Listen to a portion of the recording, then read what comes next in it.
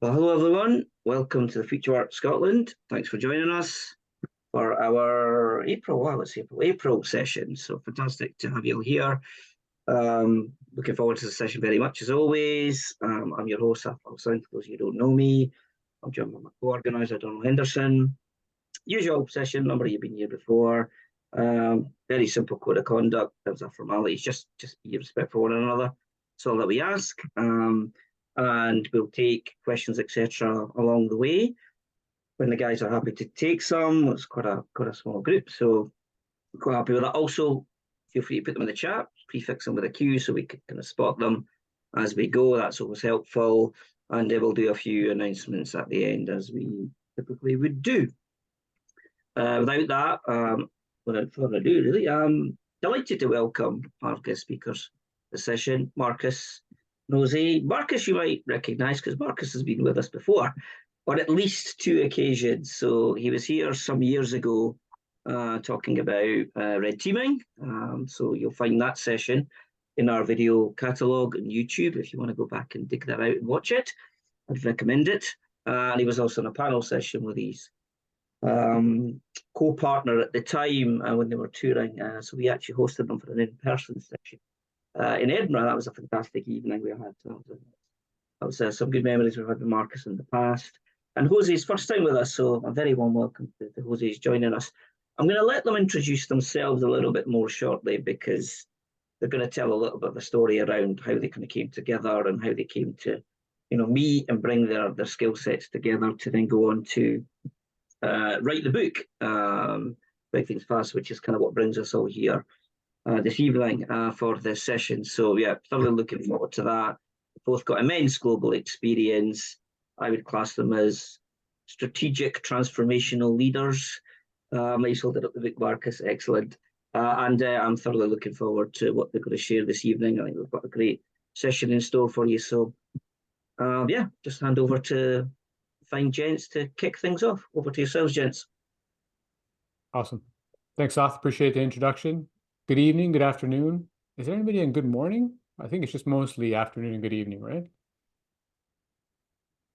I'm seeing a lot of head nods. For those that are on camera, thank you. Appreciate it. For those that are not, totally fine as well. Would love to make sure that you're using the emojis, for a thumbs up that you're hearing us loud and clear, or raise your hand if you want. So we can pause and take your questions, come off of mute, or just drop it into the chat. Thank you, Jacqueline. Exemplifying action right now. So before we get started, I'll turn it over to Marcus to share. We're going to share just a few couple of slides as we go throughout the day just to keep us organized. But I think you want to say a little something on Mr. Kahneman. Yeah, sure. I just wanted to kick off today with just really paying our respects to this great man. Hopefully everyone's aware of him. If not, I highly recommend doing your research into him. So Dr. Daniel Kahneman, Nobel Prize winner, 90 years old. And this man has pretty much devoted his life to experimentation of the human brain. And the work that he's done has been transformational and really driven a lot of the work that I've been involved in and the way we think and approach the work that we do. His 2 great books, Thinking Fast and Slow, and more recently, Noise. If you haven't read them, highly recommend you do. They're books that I keep going back to over and over again. And every time I read them, I learn something new. And the quality and depth of insights that this man has created about how our brains work or don't work, more to the point. And even he said after 30 years of studying this, is that even he gets caught out by the biases that we're all fully aware of. So it's just one of those things that we have to continually keep working on and raising awareness. So I just want to tip our hat collectively to this amazing man, and I wish him well on the other side. That's awesome. Well, let's test the function now, just with a thumbs up or raise a hand or whatever. How many of you have read both Dr. Kahneman's books? No? Nicole, looks like you have. Very cool. Yeah, they're kind of essential reading as you're thinking about. Noise is free on Kindle. Awesome. Thank you, Pedro. I love that. If you listen to them as well, audio is great as well in terms of hearing some of the key principles that Dr. Kahneman has shared. Like Marcus said, you're going to hear a lot about that. And we actually talk a little bit about it and why we're here today. And we talk a little bit about it in our book, Big Things Fast, the field manual for new team leaders seeking breakthrough performance. Now, we're going to share a little bit about ourselves, how we came together, how Marcus and I started working together. You're going to hear some elements that have kind of tied our journeys together. But this is not meant to be a TED Talk. The size of the room, the size of the virtual room, if you will, makes it great for us to interact with each other. So please use the raise hand feature, drop a comment, drop a question in the chat. We'll stop. This is not meant to be a lecture. This is not meant to be a TED Talk. We want to drive as much interaction as possible because that's definitely how we feel the book was originally designed to do. So with that, let's get started with your first interaction, which is share in the chat. Open up your chat feature in the Zoom. Where in the world are you? What industry are you in? Would love to hear from everybody in the room or on the call today. London banking, NatWest, Edinburgh, Denver. Oh, cool. So it's the afternoon for you, Nicole. A lot of finance and banking, right up your alley, Marcus. Love it.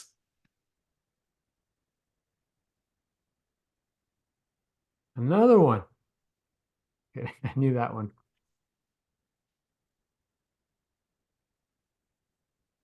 We get everybody? I think we got everybody. Oh, that's mine.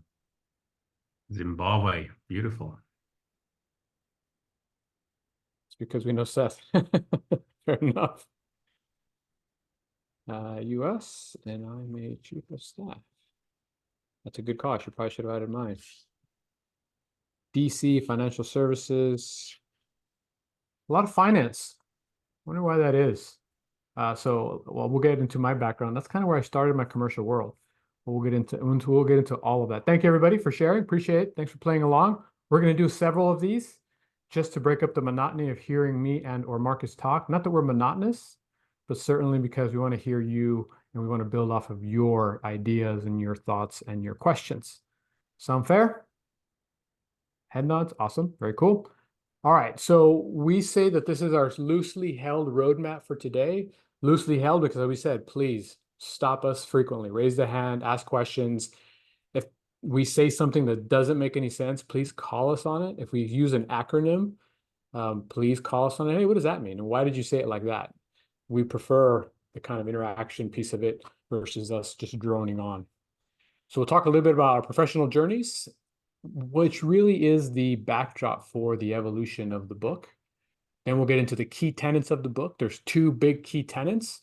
There's a lot in there. It's basically a field manual, but there's a lot in there, but we'll unpack two of them. And then we're going to close with, what are you willing to do? And Marcus will walk you through some great news that's coming on his side of the pond. And then we'll kind of wrap up with any last minute questions.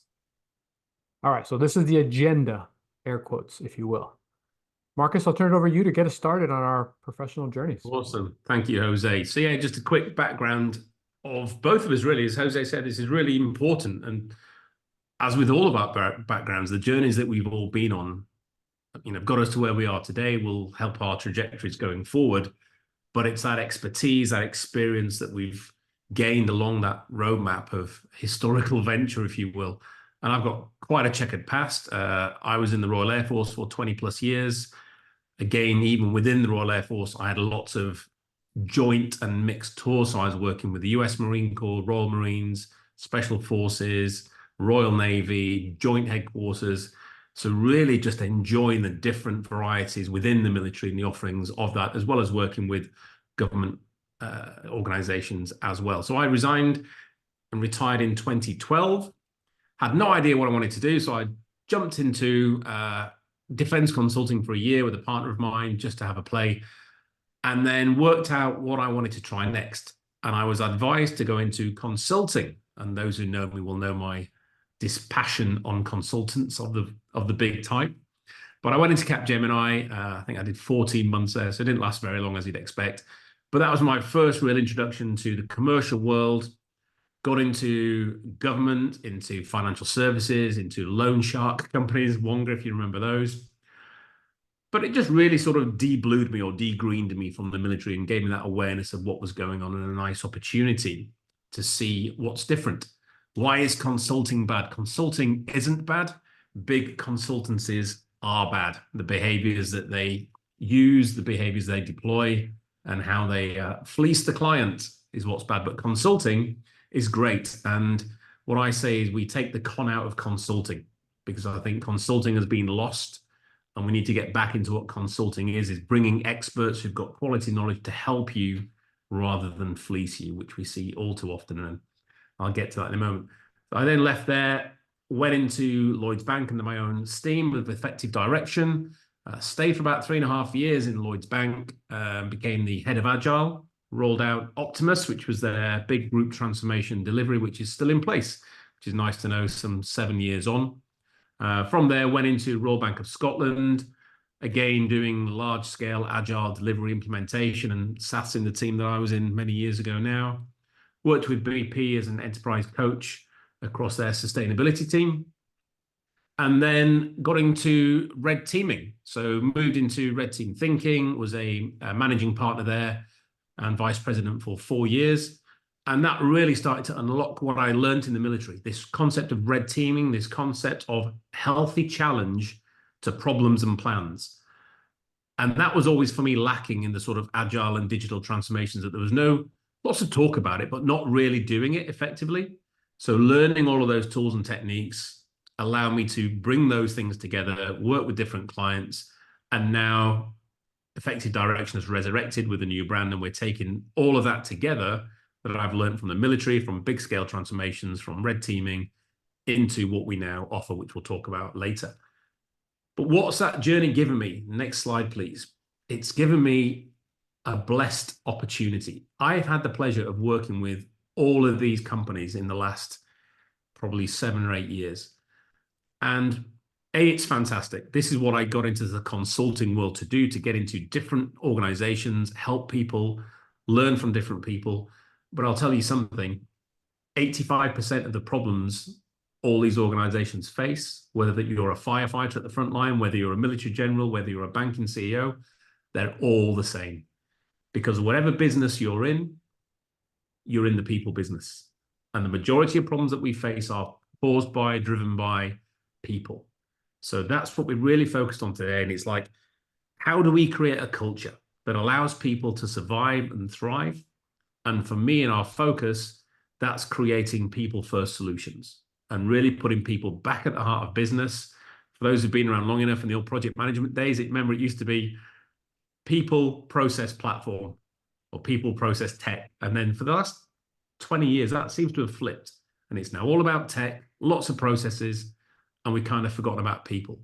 So our real mission is to get people back into the center of everything that organizations and leaders think about. Jose, over to you. Awesome. Before I go on, Michelle had a couple questions. I don't know if you got them answered. You had, I don't understand what they actually do. Does anyone know? Is that me and Marcus, or who were you specifically speaking about or questioning? I want to make sure we answer that question. Oh, No, okay, I'm got definitely it. a safe guy. But yeah, but he's not a safe guy. Yeah, that was the second part. If you have any other questions, feel free to come off of mute. We can clarify for sure, for sure. Thanks again for engaging, Michelle. Really do appreciate it. All right, so a little bit about me. I only like to work for companies that have blue logos, it would appear.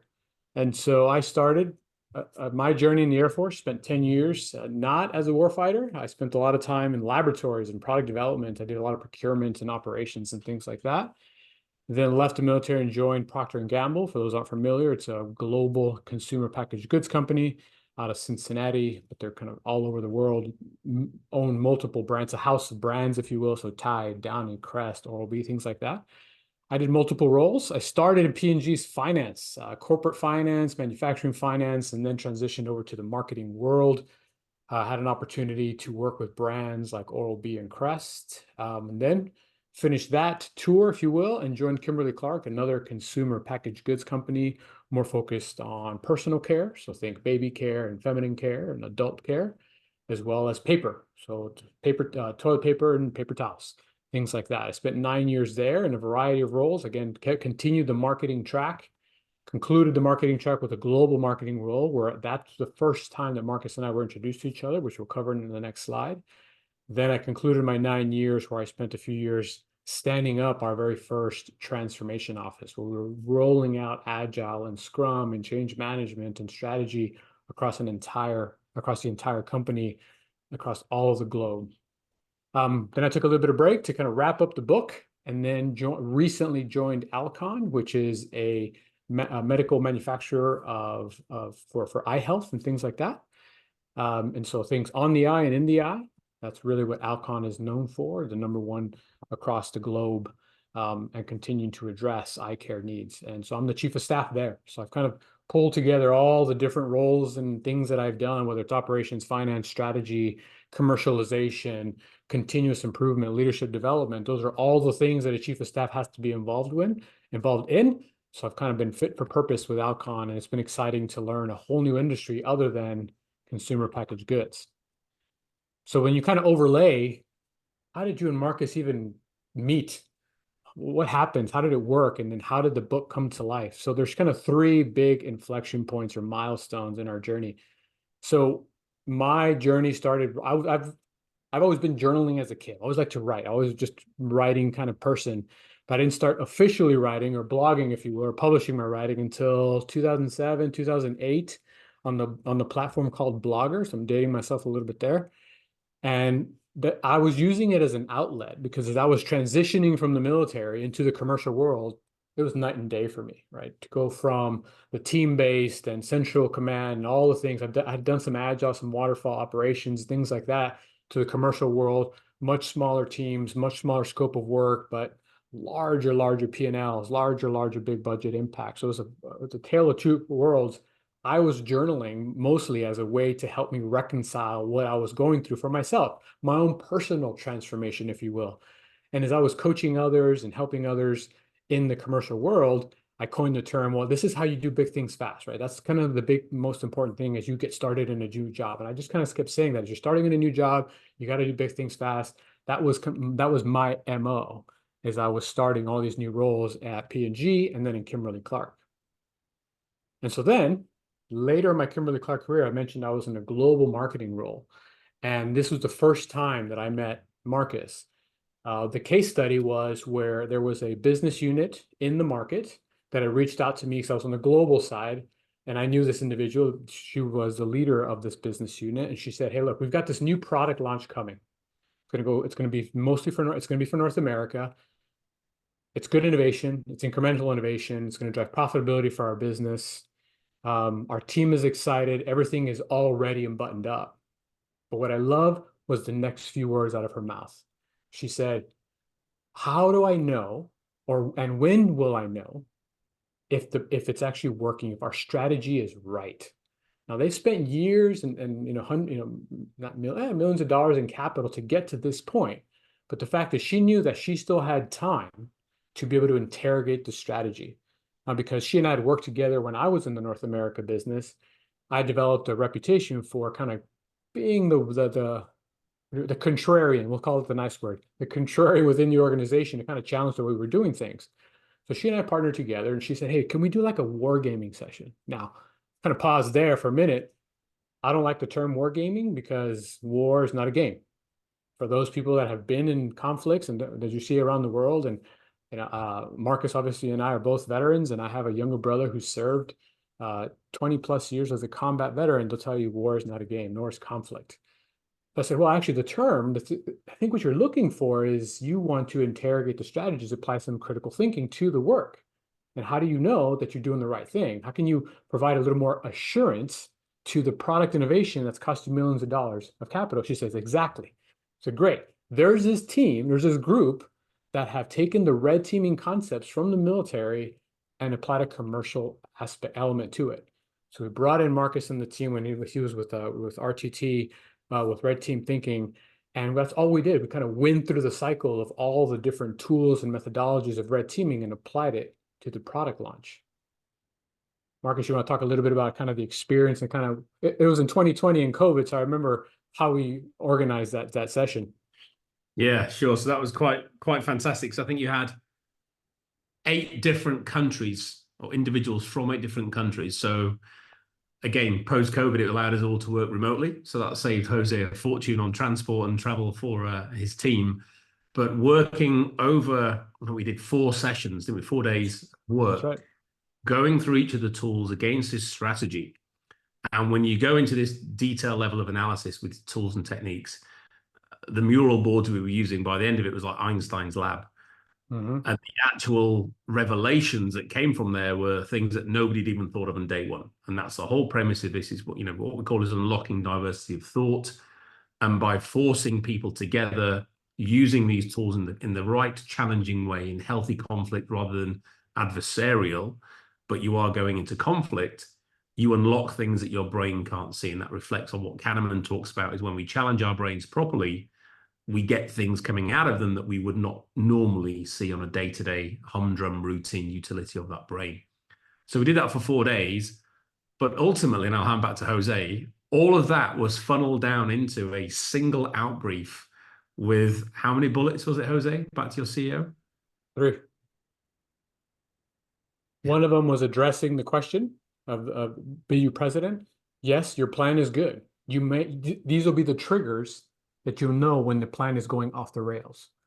And 2 and 3 were incremental builds, because red teaming and the red teaming work had established an environment where critical thinking and assumptions busting and bias busting was encouraged, allowed. And all of a sudden we were getting all kinds of ideas that this president of this BU, of this business unit, had never heard. She was like, wait, how come you didn't say this before? Because the environment hadn't been set. And so that was kind of the big aha for me that I carried on to the next piece of it. When we brought Marcus back again, I'm now in a corporate strategy role. And I mentioned we're now doing an enterprise transformation program where we want to deploy Agile and Scrum out to teams throughout the world and multiple business units all over the world. And so this time it was less about doing that kind of session of one product, one strategy for a team. We had to do that dozens and dozens of times. So now I have a large team of people that are expected to be the facilitators, the trainers, and the teachers of Agile and Scrum. We expanded their scope to say, great, we know that, fine, you'll do Agile, you'll Scrum, you'll understand how to generate more value in a shorter amount of time, solving incremental problems that are really hard to do. We set it all up. We were doing all that training. But what we didn't have is what happens when it goes off the rails. And it always does, because it's people-based. It's change management. Of course, it's going to go off the rails. I brought in Marcus the second time for a totally different capability, which is now train us. Train all of us, me and my cadre of folks, how to be effective red teamers. So that when we go out into the business units and help them adopt and employ Agile methodologies and Agile techniques, we'll be able to interrogate our own selves, our own processes. And we had to do that I think we ended up deploying like 80 plus teams and things across a worldwide enterprise and thousands and thousands of employees. And that really kind of helped build the capability, because we had a sponsorship all the way at the very high, at the CTO level, the Chief Transformation Officer level, that turned us into strategists, agilists, changeists, you name it. But that was more about capability building. So through all of this, now Marcus and I have known each other through 3-4 years now. We kept talking offline, online, and I shared with him, hey, look, I've been writing since 2007, 2008. I'm going to flip you over a manuscript. Would love your thoughts. And like a true red teamer that Marcus is, or a true critical thinker, he says, hey, you're missing a lot of stuff. I said, well, what do you mean I'm missing stuff? This is like my life's work journey, my life's journey. How am I missing my life's journey? You're critiquing my life's journey. He's like, no, mate, let me let you listen to me. And he kind of walked me through and said, hey, how do you think about these other things? And how do you make the connection? And it was a great debate between two people that just kind of wanted to create something of meaningful value. And the one thing we agreed on right away was we knew we needed to create something for one individual. And the one individual that we agreed on was a new team leader, a new manager. Maybe they were an individual contributor. All of a sudden, they have direct reports for the very first time ever. They've never had direct reports. They've never led a team. So, and we know that they're hungry for knowledge. So we said, hey, what if we were to take our collective wisdom and create a field manual that they literally carry with them, and it's dog-eared, and it's almost like they could pocket Marcus put a pocket-sized Marcus in their pocket and say, hey, I'm struggling with this particular thing, and it literally accompanies them with it. Let's create it for that person. And that's what led to, and finally, the publishing of Big Things Fast. Any questions before we move on to some of the key elements of the book? I'm going to drop them in the chat right now. Just to add some more to what you've been talking about, Jose, when we came back in the second time to you and your team, it was really fascinating because your team were where I was when I remember when I was in Lloyd's doing this back in 2016, 2017. And at the time, my frustrations were, we need something else, and it wasn't there. But then to be able to bring that in, knowing what it was, and you talk about it, this applied critical thinking. And I've got a mantra now that, 21st century ways of working, so all of these new techniques and processes and tools and whatnot don't work with 20th century ways of thinking. So if our minds are still sat in the 20th century, and they are, because that's by default how the brain works, then using all these different tools and techniques and wondrous things aren't going to be as effective in implementation if you haven't shifted your brain to keep up. And we haven't done that. That's the fact of how the nature of the brain works. So you've really got to focus on training the brain to evolve as everything else has evolved around us, so we can keep up with tech, so we can keep up with processes. And that's why the downfall of Agile over the last few years and almost a 180 flip on it, because we haven't. Agile's great. People think I bash Agile a lot. I don't bash Agile. I bash the application and implementation of it, because I think it's a really great capability, but we've just not used it effectively as it could be. And our businesses are seeing that. So I think now we have to understand that by thinking differently, again, putting people back at the heart of everything, is how you're going to unlock the greatness that lies within your organization. Because most of the answers every organization needs lie within. You're just going to be able to unlock it using it the right way. That's awesome. Great build, Michelle. Exactly. This is exactly what the book was designed to do, is to help those brand new team leaders, brand new managers. They're not given access to training right from the outset. Maybe they do, maybe they didn't. It's very much all right, there's so many leadership and management books, so many modalities and techniques, and they all have obviously they're valid. I mean, we've read a lot of the books, we've been coached by a lot of different people, we've been through a lot of different training. We just wanted to synthesize what are some few things that you can do when you just kind of get that bug and say, all right, you're now a project manager, you're now a team leader, you're now a manager for the first time. And for the first time ever, you have to lead through others. Your evaluation, your performance will be evaluated by what you can inspire others to do. And I think that's ultimately what was so different for us. So a quick visual poll, just thumbs up or just thumbs up. How many of you today, right now, have direct reports, if any? Thumbs up. Louise, looks like you've got some. Michelle, you have a question, or you're raising your hand? You're raising your hand. Got it. Okay. Louise. Okay, so just a couple of you. Now here's the other question. How many of you want direct reports? How many of you would love to be a manager leading others? Excellent. Thumbs down. I don't want. I love that. So Louise, you have direct reports, but you don't want direct reports. Yeah, because it's easier. Life is so much easier if you don't have direct reports. If you have direct reports, you have a responsibility to them. And it also speaks to how you choose to show up as a manager. And when I manage people, I take it very, very seriously. So that expends a lot of time and energy. And then I get punished because I refuse to move their one-to-ones because somebody else wants another meeting with me. So it's just easier if you don't have them. But when you have them, you need to take it seriously. Brilliant, Louise. Can't echo that enough. That's awesome. Michelle, also you have direct reports. It's not the same as leading others. Oh, exactly. Correct. Sheila, can you build on that? Where are you? I don't see you on my screen. Yeah, direct reports is not the same as leading others. Absolutely. Yeah, having direct reports. Sheila, go ahead, please. You're coming up. Yeah, well, I usually work as a consultant, so I don't usually get direct reports because that would include employees, and a lot of companies don't want a consultant having a direct report that's an employee because I can't do their reviews and things. but I may be leading multiple teams. A lot of times I do things at the enterprise level where I'm leading some kind of enterprise level program or product with not just internal teams, but also external vendors and maybe the customers. So I'm leading lots of people, hundreds, sometimes thousands. But do I Wow. have any direct reports? No. I love that. That's fantastic. And you're right. There's a distinction there for sure, which I'm curious, like direct report management is different than having to influence a large group of people. And the cool thing is some of the tenets that are in the book are applied, can be applied if it works, right? Especially for those of you, and that was going to be, you basically took the conversation in that right direction. If you are coaching others, if you're a coach yourself, or if you're training others, again, their value. Yeah, exactly. So there's a big difference between management and leadership. That's precisely it. That's a topic that Marcus and I spent a lot of time talking about.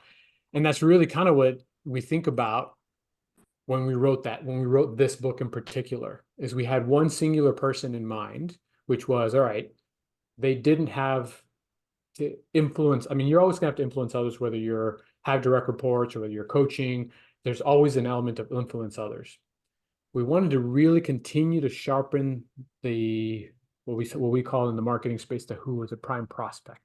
Who exactly do we want to focus this book on, knowing that others may find some certain bits of value throughout the process, whether you're a coach, whether you're a project manager, whether you don't have direct reports, you're going to find some value in there.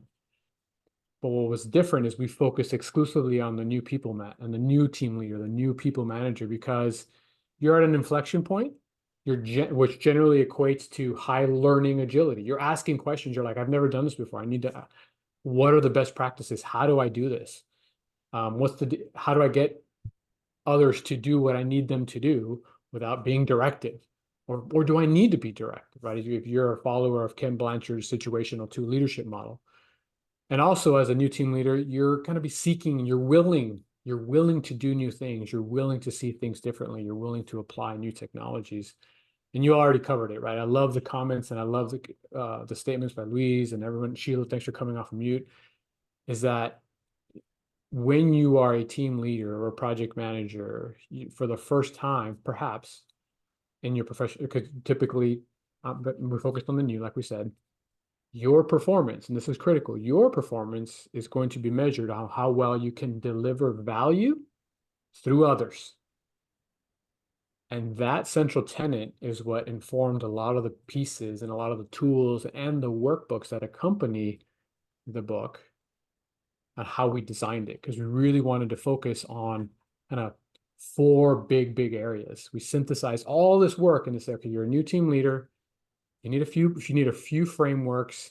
But most importantly, our true north, if you will, was you as a team leader, project manager, coach, whatever, brand new, for the first time, you're going to be measured. Your success, your value is measured by how well your team creates value. And so we organize it into this beautiful kind of clock. We call these our waypoints. Waypoints are kind of just ways for this new team leader, new manager to kind of organize where to spend their energy. And in the book itself, I can read some of the words that are in here and how we defined it. It's also on the website as well if you go to it. But design is everything around designing the business plan, the strategy, the what, generating your hypotheses for how you're going to create value as a team. So it's sharpening that edge. And we launched a return on experimentation workbook, because we really valued in terms of my experience and Marcus' experience, as we kind of brought and said, hey, the value of experimentation really does drive the movement that you need as a new team leader. The develop waypoint, it's everything around the people side of it, unleashing potential, yours as a team leader, as a manager, but also through others. And so we had to kind of create 2 different workbooks. We had a progressive engagement map that combines self-development, coaching, and habit formation techniques and prompts. Then the other side of it is an incremental value plan.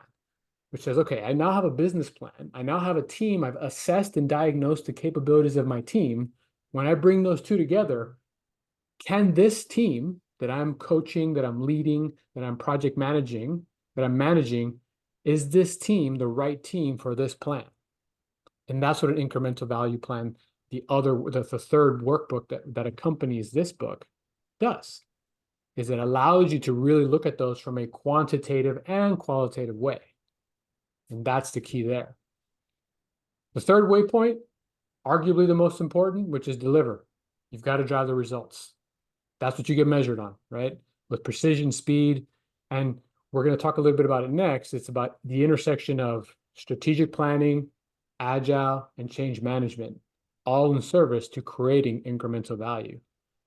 And finally, the piece that was that we felt was missing as we were writing the book was there's this element of sustaining that energy, enduring the inevitable pitfalls that are going to come through your professional life. There's frustrations that are going to happen.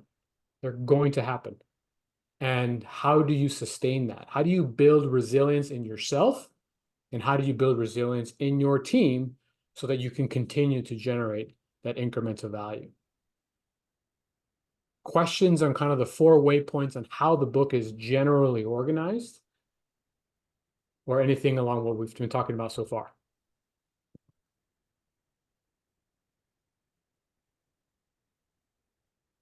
All right, so let's share in the chat then. Do a little bit of think, write, share. The liberating structure that Marcus uses quite frequently, and I use myself in my current role. Think about those 4 waypoints that we talked about. Designing, which is about the strategy, the business plan, your project management plan, whatever you think you need to accomplish. Develop, unleashing your potential of yourself and your team. Delivering the results with precision and speed. And then how you build that resiliency into yourself and your team. How do you cultivate growth? Of the 4 waypoints, we're going to practice a little forced prioritization. Which do you think is the most important? And you can only pick one, just for the purposes of this exercise. Take a moment. Exactly, Louise. You can only pick one. Which one would you pick? Drop it in the chat.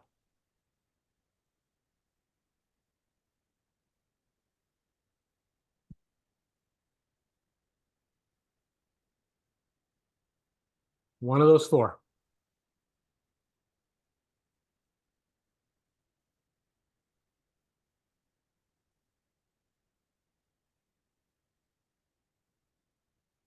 Develop, endure. I like it. Ooh, Pedro coming out from the left field with design. I like it. Got another question following this. Yeah. This in the context of team growth or develop, yes.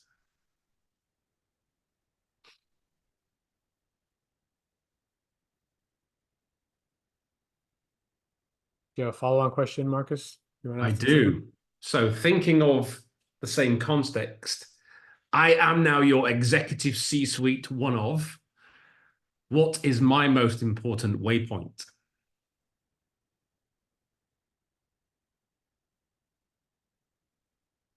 I am the executive C-suite of your organization. What is my most important waypoint?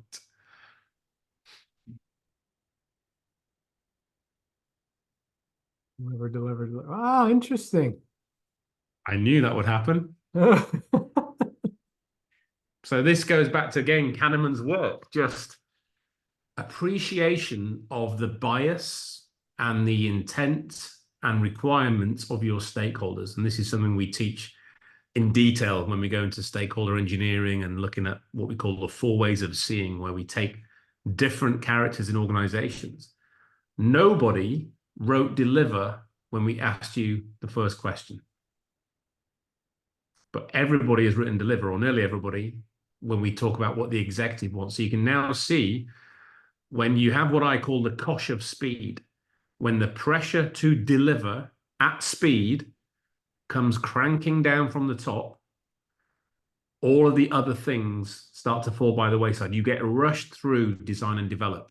The endure, the wheels tend to come off during endure because you've rushed through delivery and the quality dropped. And you get into this vicious circle, whereas if what you go through, as we've talked about here in the book, you create a virtuous circle, because each stage done well elevates you and has this continuous evolution of capability and clarity of what's going on and experimentation. But if you just go back to feeling the strain and the pressure from the kosh above, then we can now understand why, and it's still the same figure.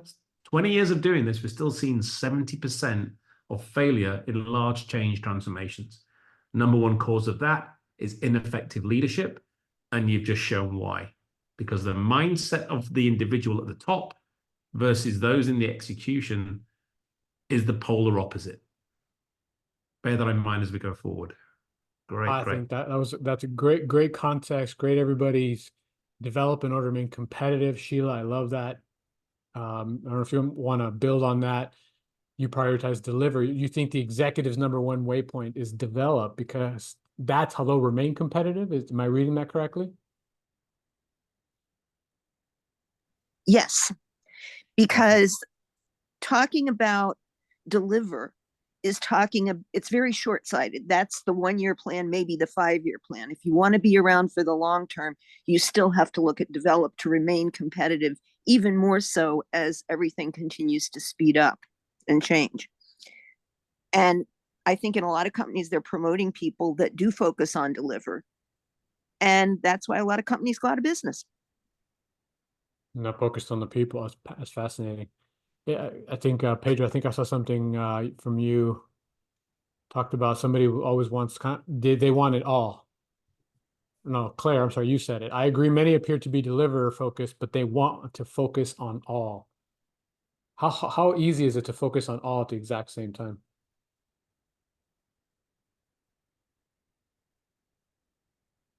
Nearly impossible, I would argue. And I Tricky. think Michelle's comment there is great. I think isn't that the end state we want, or not the end state, but the outcome, where you go through however long a period this is of the learning, the coaching, the training, absorption of all of these different tools and techniques and processes, and then you know what to do. The teams become truly self-organizing, truly capable. Dependencies exist as they should, but you are linked together, that you're collaborating. And a key word in there, facilitation. Facilitation is an amazing skill that is very hard to acquire and to be masterful at. Once you can do that, once you can facilitate and orchestrate this wheel that we've shown here, these 4 stages, your daily routine, your daily operational cadence, that's what the outcome is, what you're trying to achieve. So kudos to you and your team, Michelle, if that's where you're at now. That's a great outcome, I think, for an organization. And the key thing then is, how do you endure? How do you continually now grow, develop, continually improve, and make sure that you don't become stale as you move forward and everything around you changes? So well done. Love that. Great builds, everybody. Really appreciate it. For the sake of time, I'm going to keep us going just a little bit. And I think this is a great segue. This quote I saw from, it's paraphrased a little bit, from a board of director, very senior executive. She sits on multiple boards of directors, and she was making, she'd been asked for some feedback on the journey of a particular company. And this was her quote. She said, your next growth challenge, because they'd already accomplished kind of objective number 1, in terms of divesting businesses, whatever it was, getting the P&L right size, things like that.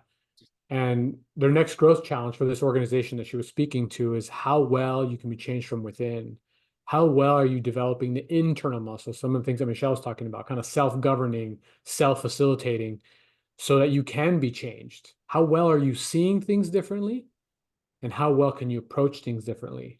In her mind, the senior executive, multiple board of directors, is saying, the next wave of change, the next wave of transformation, the next wave of value creation has to be different than what you were focused on purely execution before.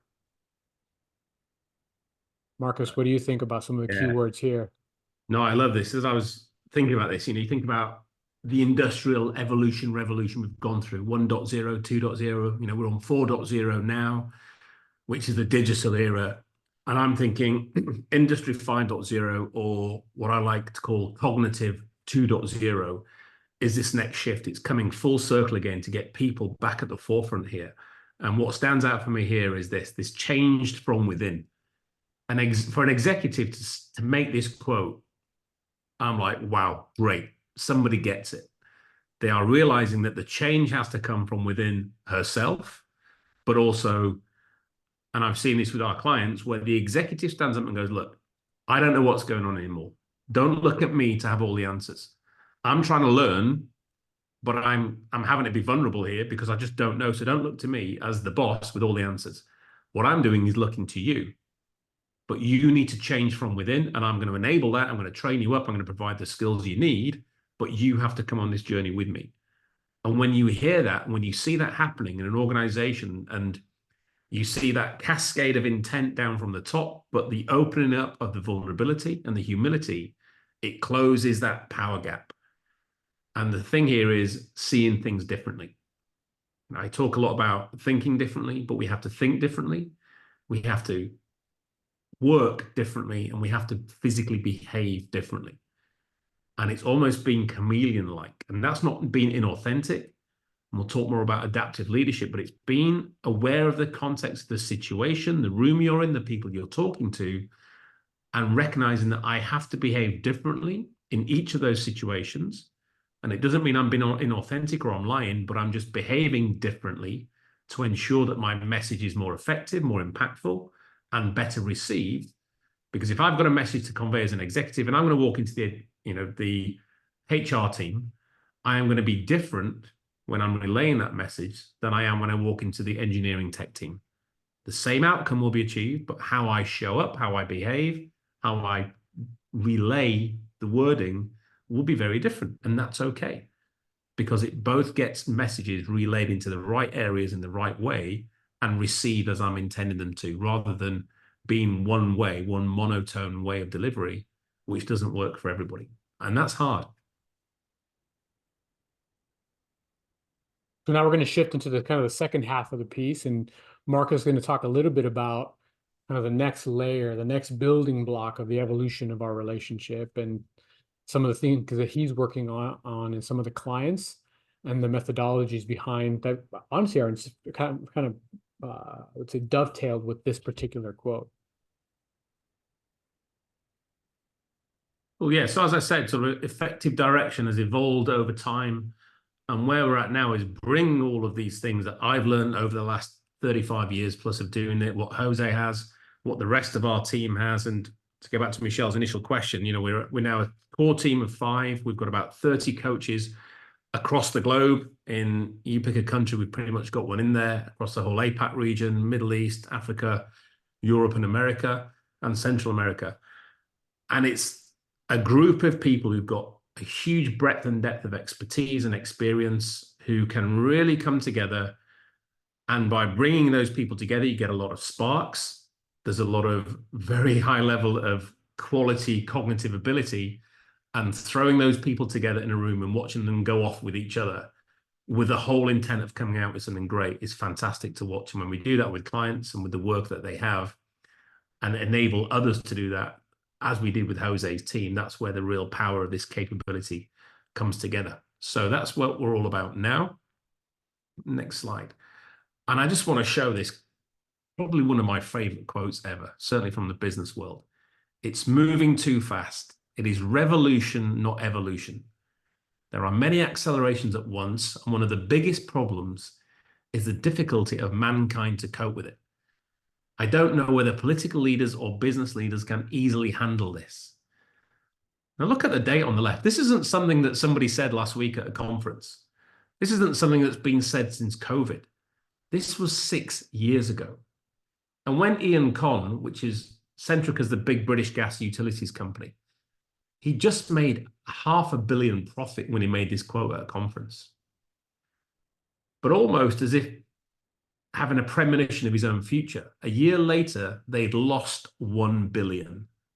And a year later, he stood down as a CEO, just as COVID kicked in and all hell broke loose. But this was a very astute individual who was recognizing that there's no such thing as a super CEO. The world around us is moving so fast. We talk about VUCA. volatile, uncertain, complex, and ambiguous. This world we now live in, and dynamically each day it's progressing quicker, more ambiguous, more volatile. There's not a single individual out there who's capable of dealing with it. There's not a single board or C-suite that's capable of dealing with it.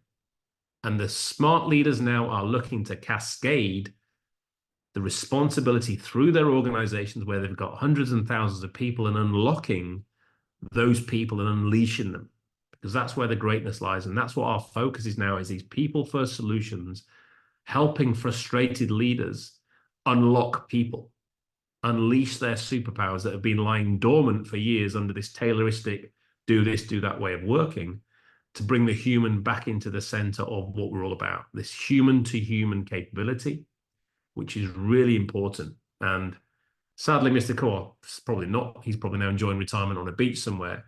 But his premonition has really triggered a lot of the modern thinking.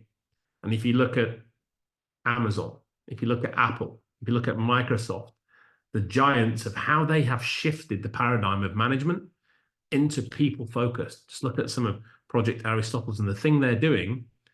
But if they're doing it, why aren't others keeping up and doing the same? Because they're all being seduced by tech rather than focusing on the people who enable the tech. And that's where the wheels are starting to still come off. And that's a shift that's really needed now. So if this is still going on, 6 years ago, we now have to do things differently. So going back to this quote you just heard, this differently thing, we have to think and behave differently, and we have to be more strategic. I'm fed up with this quarterly business review, this short-termism, this, what are the figures for the next 90 days? And that's all people are focused on. If you're that short-term, you're a dead individual walking. Your organization will not survive it because you're not forward-thinking, you're not being strategic. And the strategical thinking isn't something that just the exec do. You should be inspiring and enabling anybody and everybody in your organization to be a strategic thinker. When I was in the military, we were always taught, think two up. So don't think what your boss is thinking, think what your boss's boss is thinking. And as a young junior officer, to think what somebody two above me might be thinking really helps you elevate your own capabilities. And then you go and have a conversation with them and see what they were thinking and see how close or off pitch you were. Second point here, this is one crazy mother of a world we're living in right now. We only have to look every day, TV, social media, headline news, what is going on? You know, we all thought COVID, wow, does it get any worse? And look what's happened since then. And we've not even got to close to what's going to happen towards the end of next year. Over half of the world, 3.5 billion people are voting this year. It's never happened in the history of mankind. There are that many elections going on that over half of the world is going to see a change in their governments, in their leadership. Is that going to make it better or worse? Who knows? But all we know is that chaos is here, chaos is coming. And if you're scared of that, if you're unable to deal with that, then that's not going to bode well for you. So you have to get comfortable with being uncomfortable. You have to embrace the chaos and ride it out. And that's what true transformation is. It's transforming yourself, that change within, to allow you to surf these waves that are coming without getting knocked down. And if you do get knocked down, the resiliency means you bounce back up again. So what does that mean? We have to have cultural evolution. A change program, A to B, fixed change doesn't work. Transforming from C to D doesn't work. You have to be continually evolving, which means adaptation, which means awareness and recognition of what's going on and how we need to evolve. And as I said right at the beginning, as Con said as well, sometimes that needs revolution. That needs instant, hard-hitting change that might have to be impacted within the next 24 hours. Because if you don't, bad things are going to happen. So all of these things are going on that we really have to come to terms with. And leaders are struggling more so. Those at the front line, those in the coalface, those working are seeing this and adapting. But the leaders who've been sat comfortable, the fat cats who've been riding this wave for many years of success, aren't aware of this going on, or if they are, they really aren't aware of how to deal with it. And that imposter syndrome kicks in. And instead of being open and vulnerable, we see so many of them locking down and carrying on with how they were doing it before with their 20th century ways of thinking, which leads to the frustrations of many who are trying to do this. So that's what we're helping organizations to do now, taking the learnings, taking what we've got, and helping people, as it says there, becoming adaptive, which is truly what Agile is all about, resilient. Everyone has a plan until you get punched in the face. How do we then get back up? Responsive rather than reactive, and know the difference. And then our fourth waypoint, enduring. How do we continue? Because it's not just enough to survive anymore. You actually have to thrive. And how do you thrive? And that's through recognition of opportunities and continued effectual growth going forward. As I said earlier, the 90-day plan, what do they want? They want ROI. All the focus, and I did a post on this on LinkedIn about counting the beans. Every conversation you have with an executive, they're normally CFO driven, finances, budget, bottom line. If you focus on the bottom line, people go down. If you focus on people, your bottom line goes up. So focus on the people first, enable that culture shift. You get your culture shifting, moving in the right direction, that's going to allow you to implement an effective transformation. And with that happening, that leads to increased ROI. And both Google and Apple did this. For every 1% engagement increase in people, they saw a 1% increase in ROI. Think about that. That doesn't sound a lot, but think about the compound effect of interest. Think about today, the latest Gallup charts for 2023, workplace engagement, 23% globally. Europe, the lowest across 10 regions at 13%. So in Europe, you have 87% of disengaged employees, 16% of which are sabotaging their businesses. But 87%, the effective companies, the ones we're working with, are up at 75% versus 13%. So there's 50% plus of engagement on the table you can take that's going to guarantee increase in ROI. There's lots of data out there that you can use to take back to your executives, back to your teams, to show them why these engagement scores are low. Look at your own company pulse surveys. Most of those are appalling when you look at them. If they're not, please get in touch. So I'd love to hear some good news stories and see why and how these things are growing. I worked with Aviva last summer and I was showing some examples and they were laughing and smiling. And what you're smiling at, she goes, ours is 88% and everyone else is below 25. So again, some companies and cultures are getting this right. Some are way off. But it's about creating the outcomes that you want and don't focus on the ROI, focus on what's important and the ROI will come. And that's a hard lesson to learn for executives. Any questions coming in?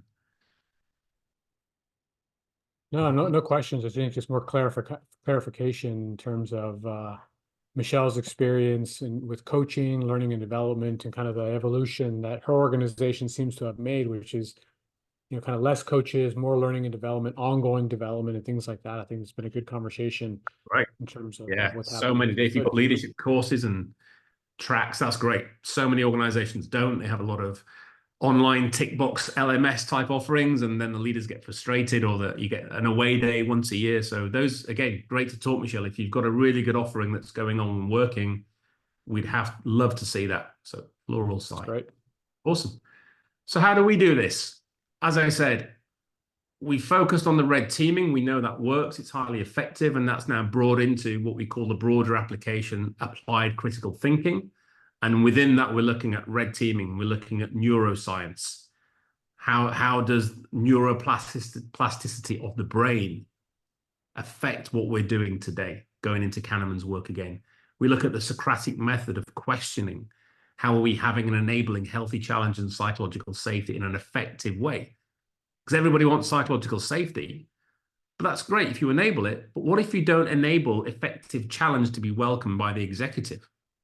You get increased frustrations because they're challenging. That's great. But I'm not listening to a word you've said to me because I'm not interested. We're doing it my way. Even though you're free to speak up, but if I'm not willing to listen and adapt and evolve and change, then it dilutes what you've achieved by enabling psychological safety. So applied critical thinking almost becomes the underpinning capability here of leadership and teams. We know that leadership is the number one cause of failed transformations, the number one cause of failed change management, ineffective leadership. So you have to help leaders with this. They're not intentionally doing this. It's just an old school mindset. And then we need the teams. We need to be able to develop capable, competent teams who've got clarity, purpose. And again, those two things are interlinked. So with teams and leadership underpinned with applied critical thinking, this is when you start to unlock this capability that's going to allow you incremental growth at speed, but in a secure environment that's measured because you're running it as a rapid experiment, but within the confines of the safety of what you've constructed to allow that growth to happen effectively.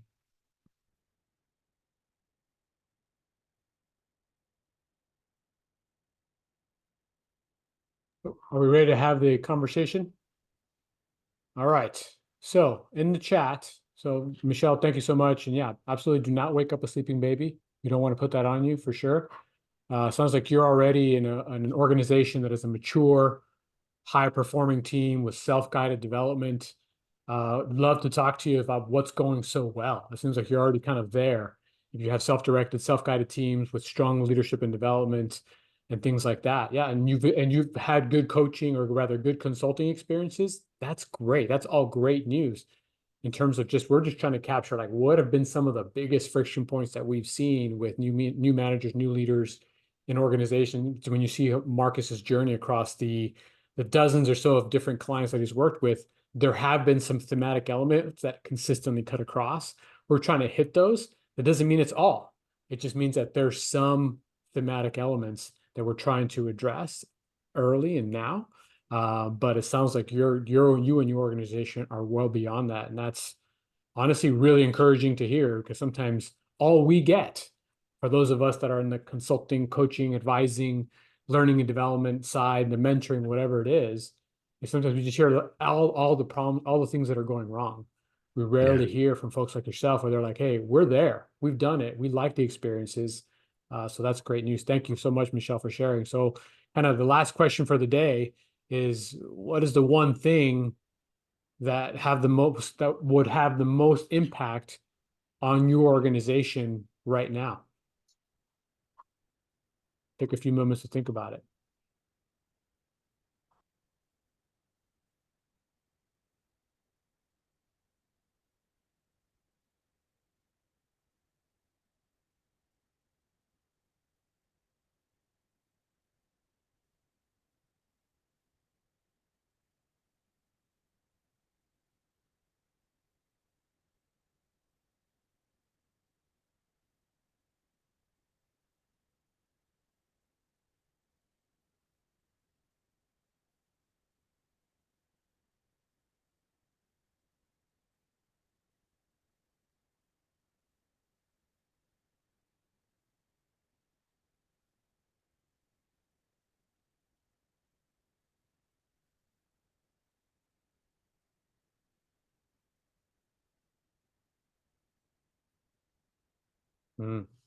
Great bills, Craig.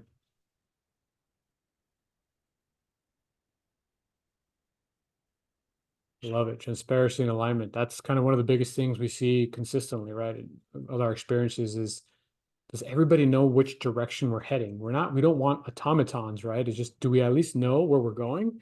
And is the environment set up to speak up and say, hey, things are coming off the rails, or things are going wrong, or we have an environment that encourages that? That's great.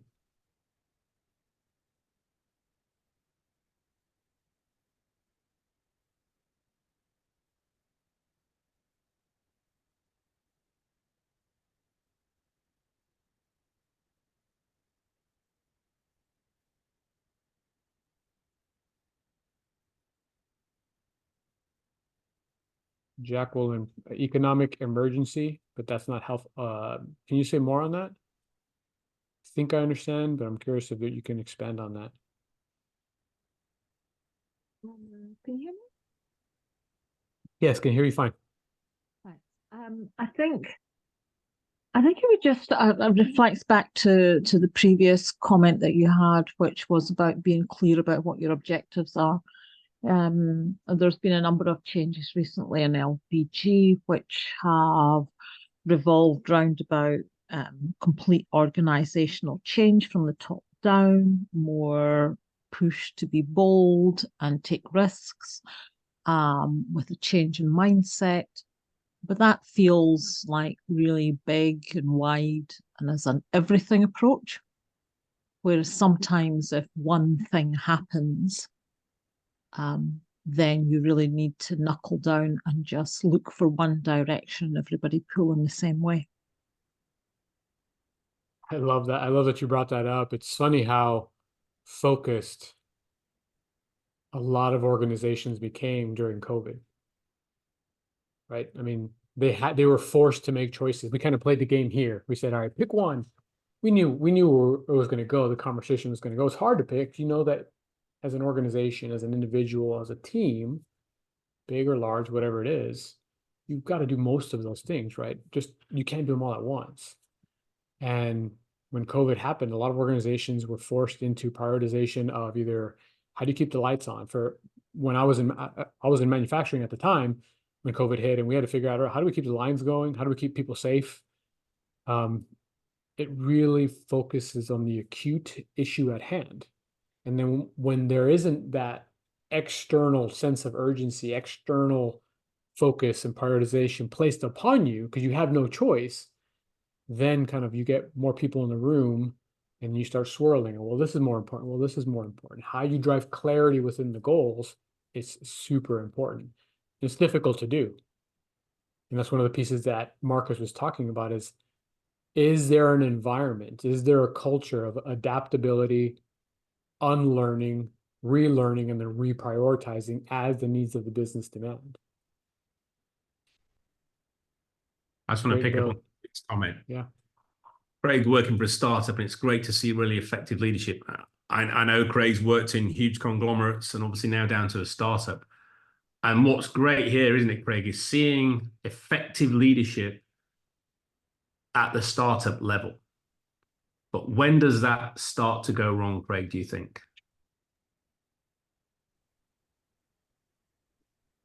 No, I mean, the big organizations I've worked for, they've been around for, 100 years plus, and they're tens of thousands of people, right? But working for an organization that's less than 40 and your boss sits on the board, it's a completely different thing. It's like things just get done quicker. And there's far more focus on culture and, team and the sense of, we're in this together and just be flexible and work hard. And from that culture, delivery comes out of it, rather than just focusing on delivery and then hoping that the culture is good enough, right? Yeah, but there's a warning with that, and we see this with our clients. There's a number, and depending on the sector, but sort of 250 to 500, as you go into that growth spurt or growth level, the leadership capabilities of a small group are far different to what's required for that. And one of the questions, and I've got one out in Cyprus now, we got brought into a team here going, a couple of startup founders, it's super incredibly intelligent guys, absolute wizards at what their job. And they just sat down and said, Marcus, he goes, we have not got a clue how to manage people. Yeah, our office of 25 right now, great. We're scaling to 250 in the next 12 months. We know that's just going to implode. We are not even close to competent in doing that. So either we need to be trained or we need to bring someone in. And just think about this. I mean, one of the great stories, if you follow them, is Gymshark, where some kid making gymwear in his grandma's basement sells it on Amazon, becomes a CEO of a multi-million-pound company in his early 20s, but has the humility to realize that he can't do this. So what does he do? He brings in the former CEO of Reebok, who runs a company for 8 years, turns it into multi-billion. But in that time, that kid has now become a young man, who's now become a young adult, an operator, who's spent all of his time going around the different departments, becoming an expert in product, in management, in leadership, in engineering, about the company's levels of understanding. Then he takes the reins back again later as a highly effective and competent CEO, whereas we see so many hang on, and that's why so many founder companies crash, because the CEOs don't let go of the reins and become an effective leader or hand them off to someone else. So it's just something to be aware of if you're working in small scale up organizations. there's that hump they need to get over, which is really important. What are the comments? That's Yeah, purpose and absolutely. growth. Yeah, I think that's great. Yeah. And that's the challenge. So Start. how do you continue with that purpose, spirit, camaraderie, culture as you go up through? And Monzo was I spoke to the CEO of Monzo probably 2 years ago now. And he said they were so conscious of going from 50 to 500 to 2,000 employees. And, you know, they were always challengers of the big bank. And he said, you know, Marcus, I do not want to become like them, but I know we could. You know, I'm already starting to see the cracks forming.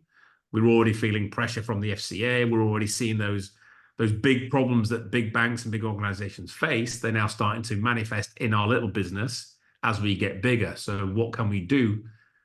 But I said, dude, you're already there. The fact you have awareness and recognition of this and are willing to do something, that's the first hurdle. And numerous people here have said clarity, reflection, priorities, transparency, alignment. That's all you need. If you get those things going and becoming a default, then those are the daily things that start to surface the problems before they actually manifest. And then you just take action to avoid, to maneuver around them. And that's the whole point of this forward thinking, forward looking. But you can't do that as a CEO. You can try, good luck. Your C-suite can't do that. You've got to enable your people to do this. Yeah, you might have to bring in some consultancies. As I said, they're not all bad, but bring them in for the right reasons and unlock your people where you need, and you know they can do that as well. What else? Great discussions going on here. Pedro just chopped a great one. Yeah, Dunbar's number, 150. Thanks, Craig. What's Pedro saying? Sorry for the long test there. No, it's good. Appreciate it. Great point. So again, if we asked you a question, what's the number one thing right now? 85% of the quiet quitters, they were asked, why are they quiet quitting? What do you think the number one answer was? Just type it in chat. Have a little think. What do you think the number one answer of why are you quietly quitting your organization? I'm quitting because, what do you think? Making their own decisions. What else? What are other people's thoughts? If you were quietly quitting, what would it be for? Isn't that always the case? Yeah. Yeah, I think that's it. Yeah, Pedro. Yeah, those are kind of the folks that we're talking to. Yep. A lot of oftentimes it's like they don't have that self-autonomy. This is brilliant. Yeah. Now, if I asked all the heads of HR and the executives, why are people quitting? We're going to get deja vu here. What do you think they'll all say? Nailed it, Pedro. And again, I can share you afterwards, but if you go and Gallup, another Gallup polls on this, the number one reason was personal and professional development. Nothing to do with money. It was a lack of engagement, going back to Michelle's point, and not feeling valued, not being able to bring your A game to work. Nobody gets out of bed in the morning to come to work and do bad stuff unless you're a psychopath, and there are very few. Most people want to get out of bed to come to work to do good things with good people and get recognized for it. Call their mum at the weekend and tell them what a great thing they did that week. Tell their kids, come home and tell their partner and feel proud. It's not about the money. And I think even the more so with the millennials and Gen Zs, that's highly their focus. And again, the executive aren't getting it. They're missing the point. They think it's all about money because that's what they think about. It's all about delivery because that's what they focus on. So you can really see in just your answers today, it's almost like Kahneman's work just flowing out of how the brain operates, because we all know this. And we're all, as I said at the beginning, we're all in different sectors, we're all in different backgrounds and roles and experiences. But the core of some of these problematic issues we're dealing with still aren't changing. Brilliant outcomes. Really great stuff, everybody. Really appreciate the vulnerability and the transparency in the comments. I think that's something we've kind of seen. And that's really, I think, a good place for us to start kind of winding things down as we think about what we've shared today. we talked a little bit about big things fast, really focused on that new manager, exactly, Michelle, great push, great conversation. Is that it was focused on the new manager just coming in on board. What large organization, small organization, regardless, is they need just a couple tools to help them really kind of get started and really think about what are the big rocks that you need to think about? How do you stand out? How do you balance your intrinsic motivators with your extrinsic motivators? Love the commentary there from Sath. Some things are, to your point, some people are intrinsically motivated by compensation. Some people are not. That's the question only you can personally answer. But remember, if you're a team leader, also you have people that are working for you, either directly or slightly indirectly. They all have intrinsic and extrinsic combinations. So if you have 10 people working for you, you're literally talking about a span of breadth of varied opinions and motivators and things like that. And so then that's really what the book was all about. That's where Marcus and I partnered. It's the first book of we hope to be many, in terms of being field manuals that are practical and useful and you can use on a daily basis, but it may not be applicable to you at all. And that's where you can say, all right, well, I actually have a little more of an advanced problem, a complex question, an issue, something that I would just love to understand different and better. And that's where effective direction comes into play, and reaching out to Marcus and just having a chat, connecting with him. You just put his LinkedIn chat there to think about what's next for you, what's next, what's of value to you. If you're not a new manager, if you've already kind of said, hey, I know my playbook, I know what works. Again, Big Things Fast was not meant to be all things to all people. It was meant to be focused on new managers, new team leaders that needed a few tools that they could kind of create value at speed, as we've talked about throughout. So with that, what are you willing to do? Well, we'd love for you to buy the book for sure. If it's not valuable for you, no harm, no foul. Use the workbooks. You're going to get them for free after this.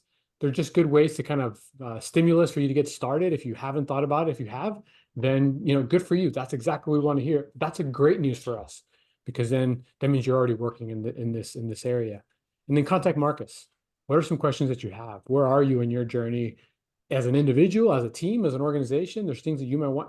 The very nature of the fact you're willing to dial in tonight and just hear from us in terms of our journey. That's really what it was. We want to share our journey, our thoughts, our experiences. Some of it might apply, some of it might not.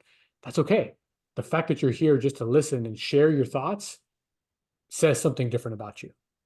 Embrace that. We have certainly embraced that, and we certainly appreciate that. So with that, any last questions before we kind of start wrapping things up here?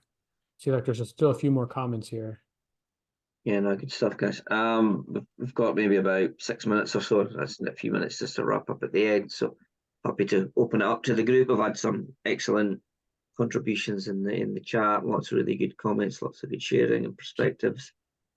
Feel free to unmute if you want and take advantage of the fact that we still have Marcus and Jose here for a few minutes. Yeah.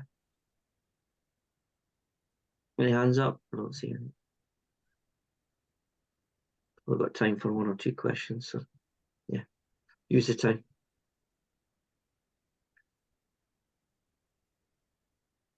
It was quite a lot of things got covered along the way, so I think you guys did an awesome job. Yeah, absolutely. Support Claire's sentiment there. Lots of food for thought. Yeah, we kind of try to cover kind of very high level really fast. Yeah. Certainly appreciate all of you who are willing to dedicate almost 90 minutes to hearing us chat. We are eternally grateful. And it says a lot about you in terms of it. Hey, I'm just willing to listen to somebody that maybe they have an idea or two that I can implement tomorrow. Great. If that happened, you satisfied our goal, which is always how can we help others facilitate meaningful growth? Yeah. Personal development, professional growth, and let us know if anything you try works or any situations. I'm going to have a call with Michelle because I want to hear all about the journey she's been on, because that's fascinating and always great to hear the good stories out there, because there's so much of this stuff going wrong. And we know that we've all been there. So it's really good to see where people have got it going well and how they got there and how they're going to sustain it. And just, again, sharing the love with each other is what these groups are all about. And again, I always appreciate the effort Sath and Don put into these, because they're great. I've learned lots from these and many other type of organizations where just as we say in the beginning of the book, Jose and I are just a couple of normal, average guys who've achieved great stuff by learning from each other and other people. And I think, You know, you want to go fast, go alone. You want to go far, go together. And I think that's one of the mantras that I've really lived by in the Agile community and in the world I've been in from the military. As beyond that is just working as a team and helping our leaders. We always look up and cast aspersions and point the finger, but they're struggling as much as anyone else. They really are. When we talk to them, they're in the same world of pain, of fear, of imposter syndrome, unaware. So just help them. Look for those opportunities to have the conversations like we have today. Excellent, Thank you, Marcus. everybody. Appreciate it. Great note to finish on. And yeah, you used one of my favourite quotes there. All the way from Africa, I right? think you've seen me use that in a talk or two. It's a good one. It's a good one. Absolutely resonates. And I think it makes all the sense in the world. So just wanted to say thank you both in the remaining few minutes that we've got. It would be a great session. I think you've left everybody with plenty to think about. So thank you for giving up your time. Thank you for joining us. And we'll get the workbooks circulated to the group. So we'll definitely do that as we promised we would. So thank you for making those available. And I'm sure we'll see your work online again. I'm really enjoying a lot of your content at the moment, Marcus. I think it speaks to me. And I have all very similar views, so I think that's good to see. And I thank you, Rosie, for your first visit with us and being one of our guest speakers this year's programme. So yeah, grateful to you for giving the time. Thanks everyone for joining as well. Another fab session. For those of you who follow where we're going on Meetup, we already have the May session in as well. So again, good continuation of theme. We'll have a fab session lined up for you with Nia Thomas, who Donna and I both know, and she'll be talking about self-awareness for leadership. Develop your leadership. Most of us have learned that you've got to have some good self-awareness. So she does a lot of stuff in that space. She's got a really good podcast, so it's worth checking that out. And she's just launched a book, so she'll be here in May to talk about some of her work, and we're looking forward to having her as a guest. And then we'll have a few others for you later in the year. Comments still coming through. I can't keep up because I'm trying to bring the session to a close, but it says that there's more stuff coming in, so that's great. So yeah, thank you all again, and wonderful to see everyone. Enjoy the rest of your morning, afternoon, evening, wherever you do happen to be. And we hope we'll see you again in future sessions. And yeah, look after yourselves. Thanks, everyone. Good to see you. Thanks, everybody. Thanks again, Cheers. guys. Great session. Thank you. Jose. See you, Mark.